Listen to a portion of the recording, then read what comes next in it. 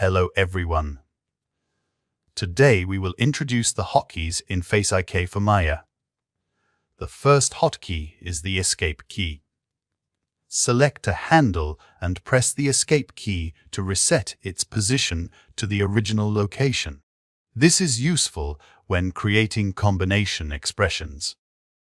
The second hotkey is the enter key. Select a handle and press enter to pin it. If the mirror move switch is enabled, its mirror handle will also be pinned. It is often used for fine-tuning facial expressions.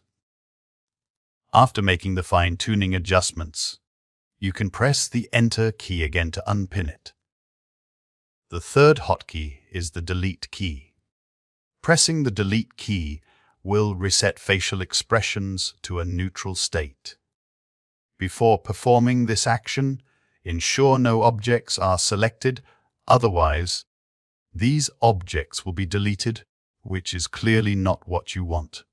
So, those are all the hotkeys available in FaceIK for Maya. Thanks for watching, and see you next time.